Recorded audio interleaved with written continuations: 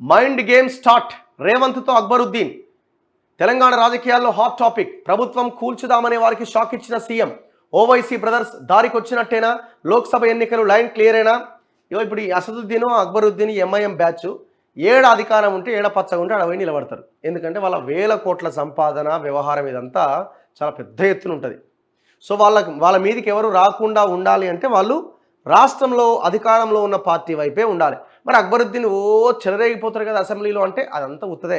అక్కడి వరకే. ఎవరి మీద చెలరేగడు ఆయన. ఎవరి మీద చెలరేగడు. వాళ్ళకంత సీన్ లేనే లేదు. ఎవరు అధికారంలో ఉంటే వాళ్ళ పంచన చేడతారు వాళ్ళు. సింపుల్. రేపు పొద్దున పొరపాటున బీజేపీ ఇక్కడ అధికారంలో ఉందనుకో, ఎవరితోనే రెడీ వాళ్ళు. వాళ్ళకి ఏమీ ఇప్పుడు వాళ్ళు ఏదో ముస్లింల హక్కుల కోసం అంతా ఉత్తది ట్రాష్. ముస్లింల హక్కుల కోసం వాళ్ళు కొట్లాడితే మరి పాత బస్తీ ఎందుకు అట్లనే ఉన్నది? ఇంకా ఎందుకు ఆ జీవితాలు టైర్లు పంచర్లు వేసుకొని పల్లీలు అమ్ముకొని అదే సిచ్యువేషన్లో బతుకుతూ ఉన్నారు? ఇంకా వాళ్ళు కరెంటు బిల్లులు కట్టలేని సిచ్యువేషన్లోనే ఉన్నారు. కనీసం 100-200 రూపాయలు వీళ్ళు చేసిన పాపమే. సరే, ఇప్పుడు తెలంగాణలో ఇప్పుడు వీళ్ళు అన్ని పార్టీలకి వీళ్ళు కావాలా? వాళ్ళకి 7-8 సీట్లు ఉంటాయి. ప్రభుత్వం అటు ఇటు కాకుండా ఉన్నట్టు వాళ్ళు పక్కన ఉంటే అయిపోతుంది. సో ఈ ఆలోచనతో పనిచేస్తారు. ఇందులో ఏ పార్టీ వాళ్ళతో కలిసి లేదంటారు? అన్ని పార్టీలు కలిసే ఉన్నాయి. వాళ్ళతో కలిసే ఉంటారు. ఇంక్లూడింగ్ బీజేపీ వాళ్ళతో కూడా కలిసే ఉండొచ్చు. ఆశ్చర్యం ఏం లేదు. ఆశ్చర్యం ఏం పడాల్సిన అక్కర్లే. తెలంగాణ రాజకీయాల్లో రేవంత్ మైండ్ గేమ్ స్టార్ట్ చేశారా అనే అనుమానాలు మొదలయ్యాయి. కాంగ్రెస్ అధికారంలోకి వచ్చినప్పటి నుంచి ఈ ప్రభుత్వం ఎక్కువ కాలం ఉండదనే ప్రచారాన్ని బీఆర్ఎస్ నేతలు చేయడం వారి గోతి వారే తవ్వుకున్నట్టయిందని అనుకుంటున్నారు.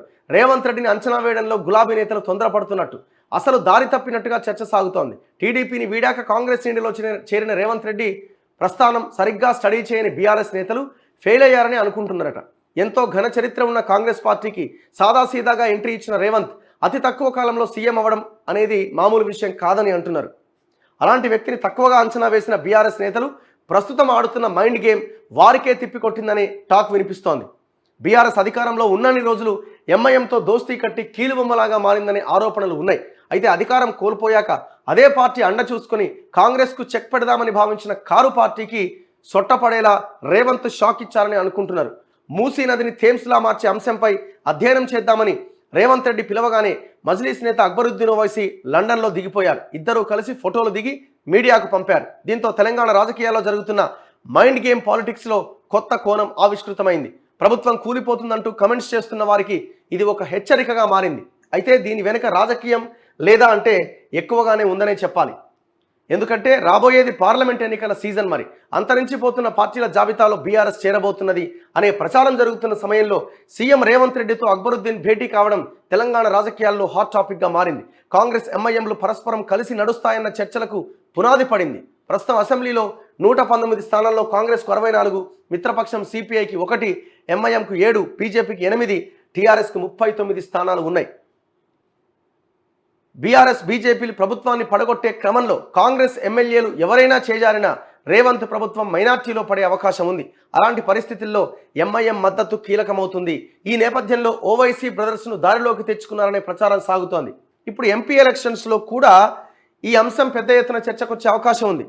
ఒకవేళ ఇప్పుడు ఇందాక ఆయన ఆర్కే రాసిండు కదా, 300 మోదీకి వచ్చి ఇక్కడ మళ్ళీ వాళ్ళకి 7-8 సీట్లు వచ్చి మూడోసారి మోదీ ప్రధానమంత్రి అయితే కాంగ్రెస్ గవర్నమెంట్కి ఇబ్బందే కదా అని ఆయన రాసిండు.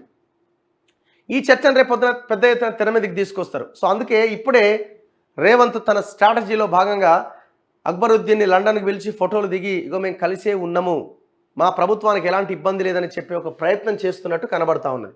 అల్టిమేట్గా అన్ని మళ్ళీ లీడ్స్ టు ఎంపీ ఎలక్షన్స్. దాంట్లో ఏం డౌట్ లేదు. ఎంపీ ఎలక్షన్లో మెజారిటీ సీట్లు ఎట్లా కొట్టాలని